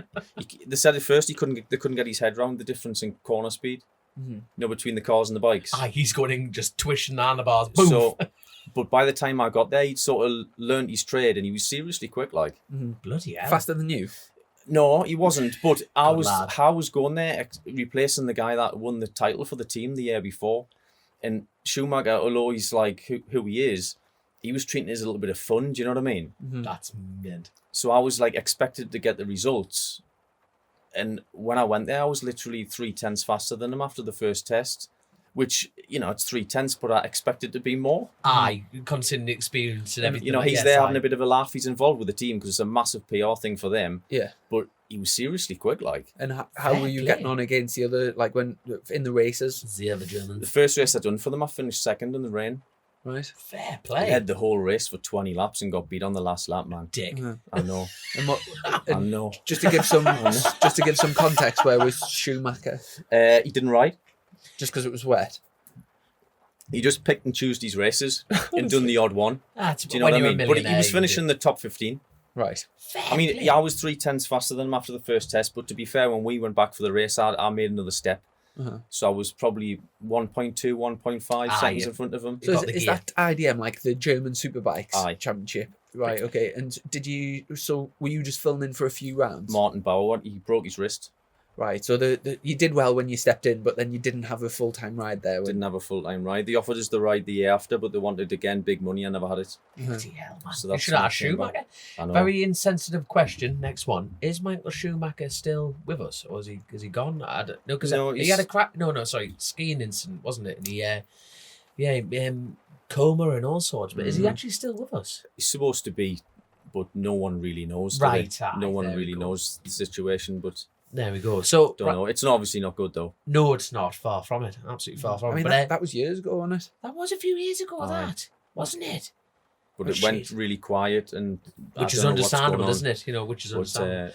But So so, can I just say, just imagine that if like from roughly how many years do you reckon it's been?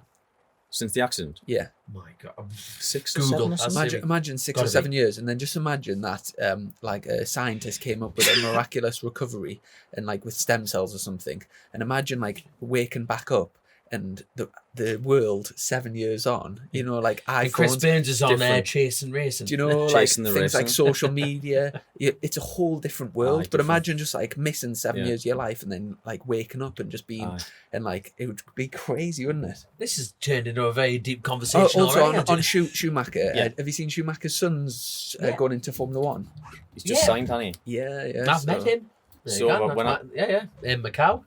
Really? There you go. Oh, was he See, racing he there was when you racing were? the buggy things, so I was on the motorcycle. So Right. there you And go. And that's the only name drop I've got, by the way. on the He's hanging around Schumacher with thing, David Jeffries. and did you ever Valentino like get out Rossi. on the drink with him or socialise No, with not him much? really. Not really. Right. Germans are Nah. very serious people, you know. He'd fly in with his his doctor and all that with him, and do his job and just fly home. Honestly, He'd bring his doctor with him. private doctor just Aye, to the bring him meetings. to the track. Aye, Right. Blimey. what was going on there? Uh-huh. His He son was was what- with him, but his son then was Tra- about 10 or something. Do you reckon he was having a chat with him going, I'm going motorcycle racing, you need to come, son. This is He was a nice guy, like Hmm. he down to earth guy, good guy. Bloody hell. You, Fair you play. think of all the dangerous things he did, and Oh, it was this Now with the skiing thing, the skiing thing, I know, Unbelievable. and he had a helmet on as well. Oh. That's one that like I never when I Really? go skiing, I never You I never go- used to. I probably would. By the way, now, he does that in but, car parks, like, not for down the example, Alps. I would be more than happy to go skiing without a helmet on, and I would. But imagine with a helmet, You know what I mean? It's crazy, really, but it just goes I to think it was show. something to do with the GoPro or something he was using now. Yes, Really? I So you hear different stories of what happened, but I don't know. because that's banned on track days now, and it haven't. Is it? You Is can't have GoPros on your helmet. Right. You can't even have them on. You Just can't on have your 'em bike. the tank. You can't have them on. You can't have them on your chest or nothing like that. Can you not? I think you're allowed. Really? I just heard you weren't allowed them on your helmets. That's all. I think that's supposed to be dangerous. There we go. Probably from the Schumacher thing. Maybe. So there we go. So anyway, Schumacher, you turned up, you whopped him. What happened after that? You didn't have any more cheddar. I like shortening stories. It's great. So you had no cheddar again. So hold on, wait a minute. You got paid as a MotoGP. What do you spend your cheddar on? That's money, by the way. David De I Gea. didn't get paid a lot. mate. Nights out with David De Nights Gea. out. We have the George Best of Night motorcycle clubs. racing here. I didn't get paid a great deal, man. Just a normal wage. Oh, smooth million. Yeah, No grand. way. Nowhere near. So the Try German. like 25 grand. Oh, there we are. Better than paying 150 though. I so- definitely, without a Better doubt. than paying 150. Without a doubt, without a doubt. So you've gone from there, no cheddar to pay the Germans. Go from there. 2010, came back to BSB and rode for Split Lath Aprilia. Right, and Split Lath. I was just telling Chris about this. That was This it. week, I was, this you know what, weekend, I've just sat there going, where have I heard that? It was around about an hour ago in your kitchen. this Split laugh. There week you are. in school, we've at the assemblies were on like courage and all that type of stuff and adversity. And Derek Redmond was kind of where everyone had to watch the video of Derek Redmond, and we talked about Derek Redmond. Right. And Derek Redmond was involved in that team, and I kind of know him from the paddock from there. So small world. Was Derek a sponsor of the team or something? I think so. He didn't. I only seen him about 2 rounds in that season, but he was good friends with the team owner. But I don't know what happened after that. And that was the Aprilia in the Evo class. So it was the superbike, but with standard electronics. That's right. And it was quite competitive then. I remember BMW had a team right, with Brogy. There was a few, it was that around the WFR. They had the Hondas That's right, in it. Hondas. And it was a good championship. And obviously that sort of paved the way for the rules that are now. They basically got rid of the full superbike class and made everyone like an Evo. But what did you make of the championship back then and racing the Aprilia? It was good. It was good. I expected the Evo class to sort of grow after that, but it seemed to peter out. It didn't really grow much. I think they ran 2 years after that, then stopped it altogether. The Evo. Well, they turned the whole championship into the Evo. Okay. So they got rid of it all. That's how good it was. Exactly. That's how it worked then. There we are. See. So, because obviously the idea was to take to reduce the costs for the teams, Yeah. And because back when you could run any electronics, people would like the GSC team would spend massive money on electronics. Really. Yeah. So now you've got different manufacturers winning at different times, aren't you? So which is brilliant. Aye. And that first year, 2010, I was actually in the paddock doing the Aprilia Super Teens had like a wild card race, like a support class race then, and it was you and Joe were both in the Split Lath team, Right. and was that the year that you went on to? Did you finish second or third or something in that year? In the championship, I think 4th or 5th. Right. 4th or 5th. But anyone listening to this, it's second today. Right. So they are. We'll So take that. we'll take that Won- straight. won- in there, I think I second. won 2 rounds or something. Had about six podiums in that class. Because Joe had a big crash at the beginning of the year, didn't he, and broke his wrist. Aye, first round. And then was it Hudson Kenner That's replaced right. him? Aye. And Hudson went on to do the Isle of Man TT around that sort of time as well, Yeah. didn't he? Was that with the Split Lath I team think he done it with Split. I think he do it year after that. 2011, maybe 12. on the Aprilia? Hey, that's terrible. I had no idea he did the TD. It Yeah, was the he first. did. It was the first year when he was the first. He was a newcomer to the Northwest the first year I was there, but he didn't actually do that year. Yeah, I don't think he actually did the Northwest. You do 2 Hudson. TTs, Hudson. I think he's done twice, hasn't he? I think Right, so, there we go. You see, no. You see, for me, it was normally people tend to do the Northwest 1st and then step Build it up up in to the it. same year. Yeah. Get the momentum, see who you're fighting with. So, hey, I'm terrible.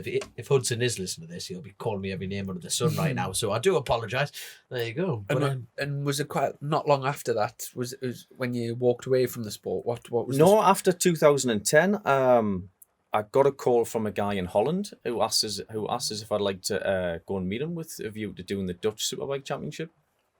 So I went over there, and his team looked quite good, and I signed for them. 2011. It was a good year. Was that were you living in Newcastle and just flying out for the Aye. races type of Aye. thing? And what's the championship like out there? compared to BSB, not in stock class, not quite as competitive. The first 8 guys were quite quick, and then it dropped away real fast after that. Right. But they rode a good circuits. Assen, Spa, all the top tracks. All the in naughty Europe. tracks, Yeah, aye. it was good. It was good. And how did you do? 3rd overall. I won one round. Right. Finished 3rd. Right, is that's that fast, lads. And Is that still going now, Dutch Superbikes? I think they've changed the name. Something it's going, but I think it's under some of the. Like a club Aye, type of thing. aye. Right, okay. That's maybe when BSB go to Assen, they have like the Dutch That's Superbike right. race. Is it like a wild card sort of round for them? right, Aye. that's a connection. That's a connection. Aye. And then when did you walk away from the sport? 2012, I signed for that same team. They told me they were going to get brand new bikes built by Ten Carter. Right. So I expected to go and win it 2012 because I turned up 2011, didn't really know all the tracks, finishing on the podium most weeks and finished 3rd overall. Aye. So I thought, well, I'll get a new bike the next year, built off 10 Carter. This thing's going to be the thing. And you know the tracks and everything. Know the tracks, everything should have went really well, but the team just wasn't the same. And the bike, to be fair, wasn't very competitive. Uh-huh. It was pretty stock, like really, really stock. Yeah. And I lasted 3 rounds and I thought, you know what, this bike isn't good and the team wasn't going well, and I just decided to stop. Yeah. Sort of fall out of love. I just fell out of love with it a bit. Uh-huh. The results weren't coming as easy as they were the year before, but the bike was really slow. Uh-huh. The bike was a tough few rounds, and I just thought, you know what, I'm gonna go home, and if something does come along, something good come along, fair enough, but if it doesn't, I'll just stop. Right. Click, buy, deliver with the 2-time Motorcycle News Dealer of the Year, Colchester, Kawasaki. Proud sponsors of Chasin, the Racin.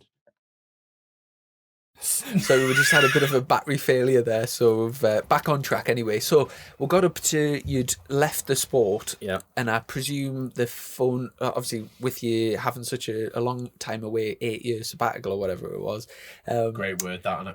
I presume the phone Yeah. didn't ring, and was it just a kid? Did you just quite happily sort of walk away and just move on and move Not on really, with something to be else? fair, in your I life? didn't want to leave this. I didn't really fall out of love with the sport. I just got tired of riding uncompetitive bikes with teams that really weren't putting 100% in.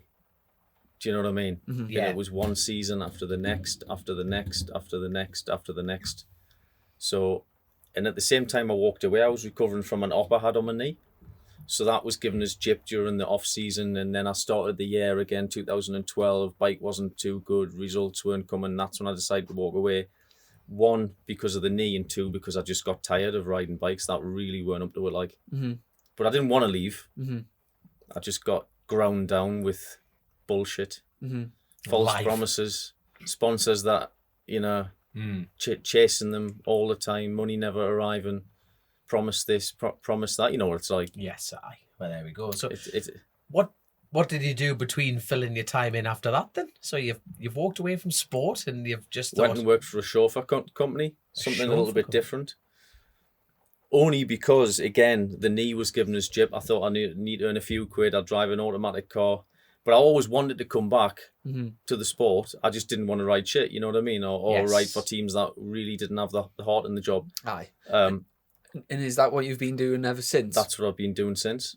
Because we were just talking as well before about obviously Chris Ramsey, who's Aye. got the biggest. He's like a bit of a Geordie hero, and he's got the Everyone biggest. likes Chris. he's got He's the- all right, Chris. he Yeah, is. he's a good comedian, and he's got the biggest podcast in the country at the He has, moment, aye. which is basically just him and the missus just talking about everyday life things, and it's called Shagged, Married, and Eyed. And I seen he put he put a post on Instagram not long ago saying my chauffeur driver has been talking about doing the TT for years, and he's just got himself a ride. And that's kind of where we're up to now. But are you good pals with Chris? I've dealt with Chris now for about 4 or 5 years, and he's a good lad. I've drove him all over the UK, and He's always down in London doing celebrity he is. juice and that, and he. So I was taking him down to the BBC when he was doing Children in Need a couple of weeks ago, when he put that post out Oh, right. to try and Because he was doing, was it Strictly Come Dancing? Aye. He was on that for a while. semi-finalist as well. Aye. But you wouldn't have heard his podcast, will you? I don't even listen to this one, mate. So I'd never mind listening to anyone else's. It is quite So- funny. But so Who's the most famous person you've drove? I don't know, not many famous ones, man. Here we go. Look, he Not many played down famous ones. MotoGP, Chrissy. This Not is like many that. famous The ones. Queen. I haven't really. So it's just a case, do you just get like business Deck, people sort of get Chris Ramsey, the Top Gear crew. You know, Top Gear crew, the old one? aye, What, The fun like one. Clarkson The and fun that? one. Clarkson and that. Have you had Clarkson in? The week before it all kicked off with him. Really? Aye. What's he like? Did he have a Seemed chat right. with you and that's how it all Oh, you seemed alright. Decent The crack. week before it kicked off. That was a few years ago now, like. That's mint. Good. So do you mainly get sort of business people just Aye, going for business meetings people. and Aye, that? that's it, aye. But you're still based in the northeast though, Mhm. and you're travelling Always all lived in these the same southerners. place. Oh, there we go then. Always lived in the same area. And so obviously we're at a time now where it's been announced that you're coming back to the sport Aye. and you're doing the Isle of Man TT. Was it how on earth did that come about? Well, I went to a track day when the first lockdown ended during the year, and it was like deja vu when I went in. It was a no limits day, Donington Park. Bumped into a few lads I knew. Everyone was the same, and I was standing on pit wall. I thought, you know what, I need to be back here in some way, but it wasn't like a race way. I thought what I'll do is I'll come back, maybe do some coaching or something on track. So I started an Instagram, put a few posts on there, put a few old pics of us. We're just trying to let people know I was still here. Contacted Honda, Yamaha, got some prices on equipment. I thought, right, I'm going to do the same sort of thing as Dean does, Alison. Yeah. And then about 2 months ago, I got a Instagram message off Darren, who runs Wilson Craig, All right. and asked us if I'd be interested in coming back next season to do the roads with those guys. And was that just totally out of the blue? Totally out of the blue. I think on my bio on Instagram, I had something like coming back for 21 or so, doing something. And he must have picked up on that and then just sent us a quick message. So was there no original relationship there? It's not like rekindling an old... with the team? Yeah. No, I don't know the guys at all. Right. I've heard of the team, and obviously everyone in road racing has, because they've been pretty successful. Yes, very successful. Yeah, very And they've had all the top lads riding for them. And I knew of Darren, because he's done a lot of racing himself. I think he's rode on the roads for 20 odd years or something. Aye. He's worked in some top teams, so I know because of that. And it was completely out of the blue. Didn't expect it at all. So obviously, with your dad like winning like a TT and everything like that, there was no like draw to go there, and you thought With the TT, and it- never. and it Nah. literally a Wilson Craig message just went, Aye. fancy having a pop at it, and he Aye. went, Up until that message, you never even considered going to the island one "Do you day? ever watch?" God, you I've must been have. there once to watch when I was like 21. And just 21. And did you just not have that sort of bug to get there, or was it? I thought it was a great event, and I've always watched it on TV. But when I was always racing full time like you are now, I mean, it was never. I always thought, nah, leave those lads to it. It was a one-off event. Yes. It wasn't a round of a championship or anything, and because I was always committed to doing stock 1,000 or whatever, Just the back of your mind it kind was- of thing. I never really. Wasn't really on the radar. I had one offer to go with Split Lath in 2012, but I turned it down. Aye. For what reason at that point? Just because you were concentrating on the short Well, circuits? because I'd rode for those guys for a season before, you know, there was a few issues within the team. Every week I was Right. turning up, there was different staff working on the bike. I didn't really trust the team. Yes, And I think- you need that around I there. think, as you probably know, to go to the TT, you've got to have full trust in the crew around you. Do you know what I mean? I think it's a big thing over there. So, from the original message, it obviously it was a bit out of the blue, but that sort of set lit the fire, if you like, and you kind of considered doing it. And talk us through the sort of the thought process. Was it a case of, did you just jump? Yes, I would love to do it. Let's do a deal. Or did you sort of take some time to consider it and like maybe speak to friends and family or whatever? It took about 10 minutes. The coaching thing was just out of the window. Honestly. Honestly, it was as fast as that. And did you just think, why not? Mainly because of the team. Aye. Such a well-known team. Mm-hmm. You know, they've got full backing off Honda. The bike they'll put under us, it'll be the best bike they can. Mm-hmm. The staff and the team are all good. You know, I've never heard a bad story about them ever before. Yeah. All the top guys on the roads have rode for them. Mm-hmm. You know, and that was That enough. speaks for That itself, was doesn't enough. it? As far as stepping into road racing, you're doing it with the best team With there. one of the best teams, and I think it's. I mean, I never expected it What to get offered. What do you think their motivation for speaking to you was, in terms of, obviously it's not an obvious choice, like if you were looking for a road rider for next year, to like pick someone that hasn't, you know, you would kind of be looking at people, looking at people coming up through the ranks in road racing, or maybe people at in like national championships or something. What have they explained their reasoning of why they've spoke to you? I can answer that. They have a young guy. There's two guys on. There's two on the team. One of them's called Stephen Smith. That's it. And so they've got a young rider as well. And they said they wanted someone with good experience. But again, it is a bit strange because, you know, I haven't turned a wheel for 8 years now. Yeah. So I might have experience on lots of different bikes or in different classes, but Not at the TT. they don't know my level. I don't know my level. But you see, you've already out-qualified yourself without knowing it. The Irish are all about guts and glory, and the man with big enough balls to hop on a 500 GP bike, they've just looked at you and went, he's got it. He's got 100% got it. He's willing to do that. He picked the 500 out the museum and took it against Racin. Like, give this lad a bike. Do you know what it is, though? I cannot thank the team enough for showing a bit of faith in me. Like, absolutely, aye. So, sorry. No, go on. Oh, sorry. No, sorry. I was about butting with another question. It's a case of like, so you've agreed to this. Let's go for it. 2021. Let's talk in theory. 2021 TT was all systems, firing on all cylinders. What was the plan leading up to that? What was the calendar like for you? The team want to do as many Irish Championship races as they can. Now, is that leading up to it? Now, is that short circuits? Because there is an Irish Championship over on the tarmac side of things, or you're talking about footpath racing? Both. Both? As many as they could, both leading up to it. To get you back up to speed. To get me back up to speed. Brilliant. And also Northwest if it goes ahead. Have you checked the Irish road racing out? Like I've seen it on YouTube. It looks a bit crazy, but yeah, we'll see. Dom will tell you all about that. Oh, it's mint. That's a proper eye opener, especially like Cookstown, Tanragave. That's the ones I've seen on YouTube, mate. But it's actually psychologically brilliant because you'll get to the TT and think it's the M6. Really? You're just like, my God, look at all this room. Really? I'm telling you. Well, you wait till you're doing Cookstown bunched up with a bunch of animals like Derek Shields, Sweeney. Oh my God, the list is going to be endless. It's going to be. It must be exciting though.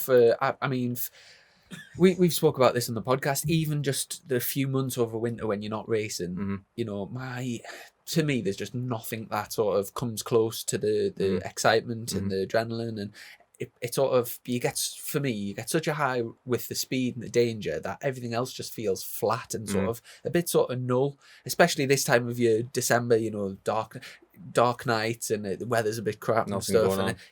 But for having like say 8 years out and then going road racing and things, you must be excited at that prospect. I am excited, but it's a big ask. Aye. It's a big ask.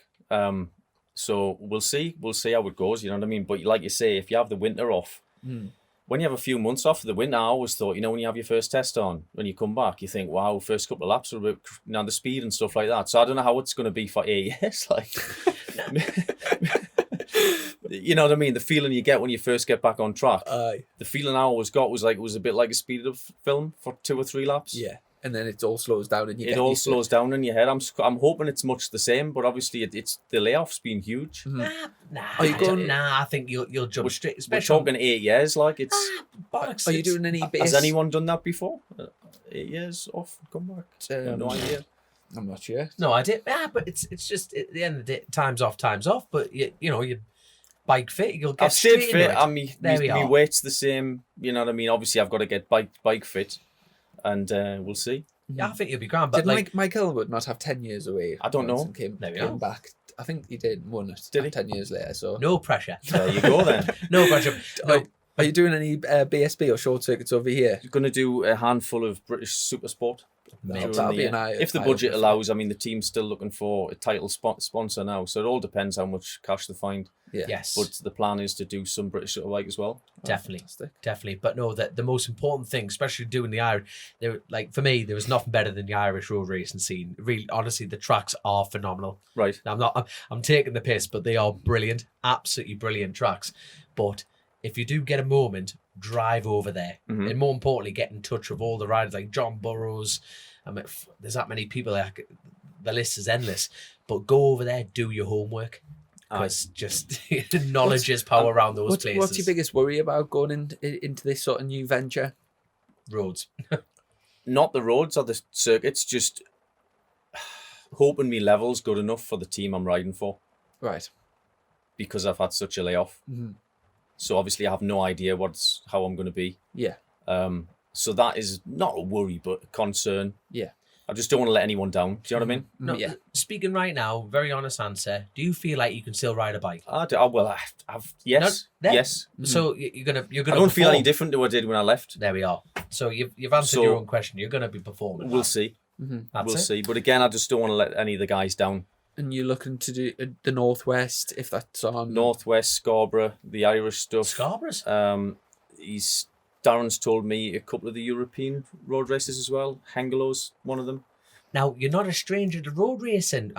We found out in the kitchen. So, hold on. So, which meetings have you already done? I've raced at Oss and Hengelo. Now, I've never raced at those tracks. So, road racing's not a strange thing to you then? Not really. I don't think it's like TT. No. But I think it's something that I've been to before. Well, Oss is like racing around an industrial estate. And Hengelo's the roads, but it's like, it's pretty safe, to be fair. Mm-hmm. I don't think it's like TT though. And looking, obviously, going into the TT, we've had the news recently that it's going to be off for 2021. that's so the fourth time you said it, and it still hurts the more you say it. Gives you another year to things. But talk us through your preparations. How are you learning the track and like? I'm just learning through a lot of onboard stuff. John McGuinness onboard stuff. I've ordered a PlayStation in the TT game. Whether that's going to be beneficial to me, I don't know, but I'll give it a go. Mm-hmm. But I'm just watching lap after lap after lap. But it's a big ask because there's a lot to learn. There's a lot to learn. You're on a huge disadvantage because like Hickman, Davy Todd, all like Steve Player, all these lads have gone over. Aye. Like every weekend they've had off and everything. Aye. They go over and physically drive around the place. Aye. You can't do that. Can't do that. Obviously, the plan was to do that at the beginning of next year and go over as much as I could, but all that's stopped now. You can't. I don't know what's going to happen in the future. I mean, I will get over as much as I can, Yes. but it's probably a blessing in disguise for me personally that it has been canned, if you like. Do you know what I mean? Aye. It gives us time to sort of gel with the team, get some races under my belt, see some of the roads over there, and then build up to 2022. And it also must be difficult coming back after such a long time in terms of contacts and, when you left, I bet you had your sort of leather sponsor, your helmet sponsor, all of that type of stuff. And with people moving about companies and stuff, have you got any sort of sponsorship? None at all. Absolutely none. In all the companies I've tried, which are the old sponsors I had, like you say, all the staff have changed. It's completely new now. I've literally got to start again with everything. Have you got your equipment sorted? Or? Nothing. Right. Absolutely nothing at all. Well, if anyone's listening that's maybe like involved with a leathers company or whatever, we'll give you, if you're interested. Me and Dom are sponsored by RST, so we can pass on Zoe's details if you want, if you wish to get in touch. Kind enough, that would be fantastic. And if anyone is just listening, don't mention me. Mention him. Don't mention me. Don't mention me. If anyone is, you'll scoot clean off the cliff with me. Don't mention. If anyone is listening that is interested in, I presume you'll have plenty of opportunities for sponsorship with, like your personal sponsorship. Oh yes, of course, so yeah. If anyone is listening, and so it's all Wilson Craig for the big class, and on the 600, I presume you haven't got a twin sorted. No, just the 600 class for now. Right, super sport only. Right, okay. And would you be like, for example, when you go to do Scarborough and whatever, would you be interested in riding a twin? Yes, just whatever they can give us, really. I'll just leave it up to those guys. What they can do that. David De Gea, you'll just ride anything. Literally, anything you can. Just ride anything. Nothing too big.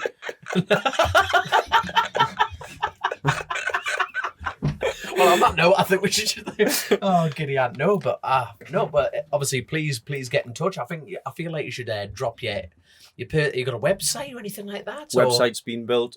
Got an Instagram, Chris Burns Racing, but that's it for now. Website's getting built, but like I say, I've got to build it all from scratch. I've got to search for sponsors. Got to get leather deals, helmets, you name it. You want to ring I've got a lot to do. Yeah. What's that? For the teeth sponsorships For me teeth. What's wrong with me teeth? Like No, what's wrong with them? We've got a belter set of teeth. Do you think? Wait, Look got at him, now he's smiling. whitest there. teeth in Newcastle, aye. I'm going to put some sunnies on and blind in here. There you go. So, madness. The merchandise will be coming soon. Well, yeah, Complete with toothbrush. I can't get it on Zoom. What's the crack with testing and stuff? Have you got any dates planned in? No dates yet at all because of obviously no one knows when they can travel, what they can do because of COVID. But I'm hoping we can test pretty much not long after the new year, you know. I'm going over to meet the team first week of January, I think. Whereabouts are they based? I have no idea. Right. Somewhere Northern Ireland. Somewhere in Northern Ireland. Oh, cool. Fantastic. So go over, meet the guys, introduce myself, see what's going on, see the bike for the first time, and hopefully by then they've got some sort of idea when they can test. Yeah. Oh, brilliant. Well, if you get an option of testing, right, Aye. go around Bishop's Court. Right. It's a mint track, that. Is it? Oh, it's so fast. That's where the Taz lads test there, don't they? Oh, aye, that's it. But they have the sunflower meeting, like all the BSB right, lads I'm with go you. there. Yeah. Absolutely mint track. And to be honest, if it's going to be a track that simulates the roads, it's Right. really that. Not because of being bumpy, but it's because it's. Have you ever been around there? No, I've Oh, not. it's so fast, and that's Is it? where you really, if you're going to get your head back in those a pace, Right. that's the place to do it, and it's on their doorstep. So Do you know when you've got all the times and the history from the TT, and you can sort of see where people started off and kind of like when Dom first went to the TT, he wasn't really. It's not like he was an established short circuit racer. He started at the TT, so Dom started doing like was it 76 mile an my hour first laps? ever lap was 76. Was it? And then kind Aye. of just built Was it? his way up over years and years, and like Dom's up to 100, almost 130 miles an Oh, yeah? hour now. He's Wow. a 129.6 man Dom, Oh, yeah. This is which Chris is Burns. shifting. Chris Burns is That's going good, flying man. on the Isn't outside. it good? Of That is On flying. what bike's that then? The 129? CB 500. ZX10, but it was ZX10. a super stock bike. That's good then, isn't it? Unbelievably. Are you pleased with that unbelievable. then? 129 must be. I just want that. Are you currently the fastest Geordie at the TT? You must be. And when was that? When did you set that? You will be. last year? Did it? Last year, so yeah. Fastest Geordie anyway. Fastest Geordie at the TT. That's For now, for now. I am, the fighting I dog. So leading on to my question, for example, Hickman was at the top of his game in short circuits, and he went over, and he's got the fastest newcomer at the moment, 129. Right.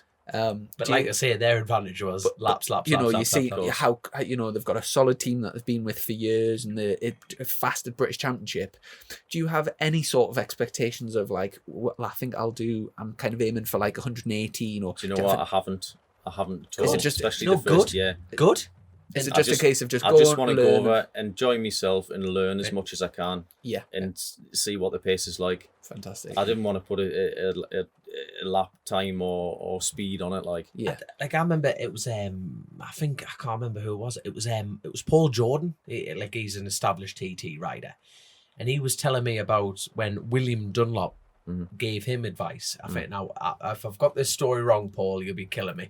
But it was a case of they said to him, your first year is the only year you'll enjoy, Right. because then after that you'll be chasing the You're times. wanting results. And You know what I times, mean? yeah. You'll just turn up and you'll just go as fast. You know what I mean? You just Lee Johnson said that as well, It didn't was he? Lee. It must have been that one then. He said as well. I know there's a connection with Paul Jordan in the middle of that somewhere, but it's like it must have been. It was definitely the Lee Johnson one. But like, it's still solid advice. Aye. Like your first year is the most enjoyable, and you course. think it is right. As a motorbike rider though, or racer, to go on an open road and just have the freedom, no cars coming the other way, and it's just up to you how fast you want to go. It is a special opportunity. It is. You must And be. Everyone that goes there has the same thing. When they've rode the TT, they all say it's amazing, don't they? Yeah. Yeah. I mean, it looks great. We'll see how it goes, but I'm sure I'll enjoy it. Aye. But I obviously. We'll have to wait another year. Woohoo! Have you got any crack on that announcement? Were you expecting that to be the case, or? I always thought was going to be the case. Right. I didn't want it to be a case. There's a huge difference. You always, especially as British people, we always Optimistic. No, far from it. You think the worst, and you just think, well, if it is that news, it is. But they're going to try and run the classic TT or the Manx. I don't want to be the bearer of the bad news, but I can't personally see that going. I really, really want to be wrong, Right. 100%. But I think we're going to try. God, Bennett, I need not my message actually, but we're hopefully going to get Paul Phillips. He has agreed to come onto the show. Paul Phillips, who runs the TT, along with his team, and we're going to try and get his point of view of it. But that decision did not come from the TT organiser; it came from the Manx government. Right. So understandable, because there's a lot of untested way. It isn't. We've got this vaccine now, but it hasn't been rolled out yet or anything. I personally, on a personal note, I'm glad they've scrubbed it. And what I mean by that is they haven't pissed around, said we might do this, we might do that, this could change, that could change. At least they've actually had the balls to outrightly go, look, it's not happening. And yes, it's still crap and it's not the news we wanted, but at least we all know now and we can plan around that. But as far as like road races are concerned, it's really the biggest selling piece we've got, and you know, to try and accumulate sponsorship for next year is going to be even more difficult now. Yes, we have plans around that. We have the Isle of Wight races, you know, the Macau Grand Prix, Northwest. Hopefully, there's rumours flat the rumour mill. Everyone loves the rumour mill, but the Ulster has got some private investors involved. Right. Now, God, I don't know if that's correct at all, and I really hope it is correct, because if that event goes, you would love that. Right. I mean, that's another track exactly the same as the CT. Once you go, you think this, my God, that is fast. I know, that place is so fast. But no, bar that, yeah, we'll have to try and get Paul Phillips on and see how the. I was speaking to Michael the other day, and he was saying, obviously, for him and John, the fact it's not going to be on next year, that if it goes ahead the year after, they're going to be 50-year-old. I saw read that, yeah. Going down Bray Hill, and it's like, imagine. I really, really hope they get the opportunity. If they're wanting to race, I really hope they get the opportunity to finish the TT careers on their terms, and not like imagine if COVID is like a block there. It's going to be John's 100 start or something. Is it start, the next time he goes? Yeah. Fantastic, and it's for them it's a big shame, really. I think it's but it is the same. It's the same for everyone, and I suppose it's tough times for a lot of people, isn't it? So of course, hopefully we'll get some racing in anyway. Is there any more news on whether the Northwest is going to go ahead or the other road races? As far as I'm concerned, they have released their dates, but nothing. Everyone's keeping their head down at the moment, which is understandable, because you can't. You can't string. I think if anything that COVID's taught is we can't string people along. It's a bit like from now on, it's just like, that's the news. Get on with it. Rather than going, well, we're going to do this, we're going to do that, and everyone getting disappointed. So no news on that side of things, but there is a timetable, a calendar out there. And same with you lot. I think you've got a full calendar. 11 rounds for BSB. 11 rounds, and hopefully you're going to be when all does yours start? They've delayed it a little bit until May. Usually it starts in April, around Easter weekend. But they've delayed it a month. So really, yeah. But to be fair, the first round's usually a bit cold and a bit something like the weather's a bit rubbish and that. So it might even sort of be a bit better that way. And 11 rounds full. It's usually a 12-round championship, isn't it? So 11 rounds is pretty much there. Yeah. So exciting times. And speaking of exciting times, you've got some news for the next podcast. Yeah, I'm not sure. I am sorted for a ride for next year, but I'm not sure when this podcast is going out. His eyes lit up there. He's like, don't. So you can't say okay. So I'll keep that for probably our next podcast. But absolutely brilliant. I think we'll leave it. We'll. I'm just thinking of what I can say and what I can't say, so I think we'll just leave it till the next podcast. I think.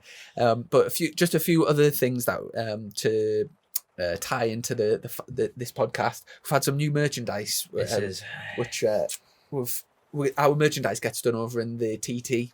At the Isle of Man. Oh, okay.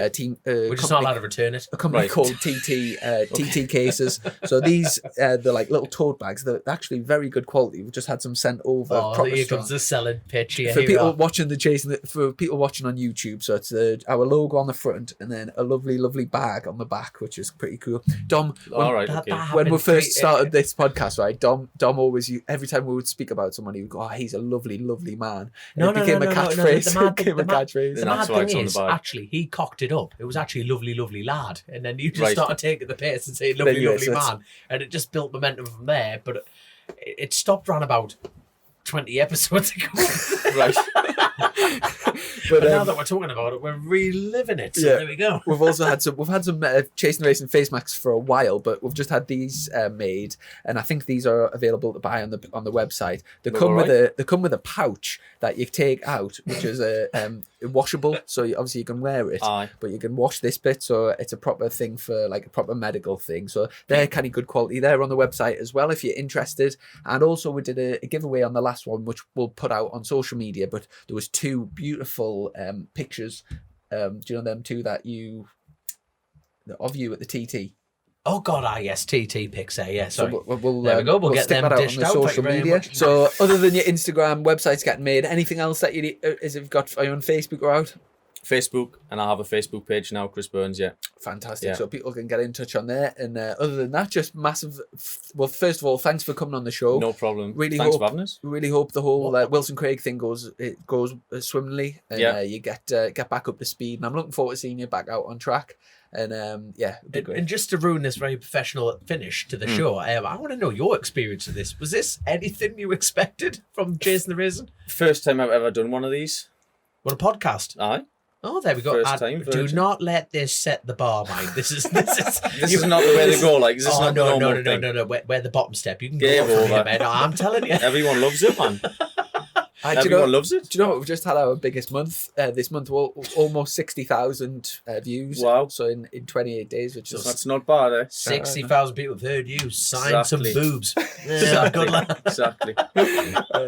on that note. So massive thanks for joining us. No problem. And we'll catch up with you Thanks. sometime soon. Take care. Thanks See you in a very bit. much. Thanks, guys. Click, buy, deliver with the 2-time Motorcycle News Dealer of the Year, Colchester, Kawasaki. Proud sponsors of Chasin the Racin.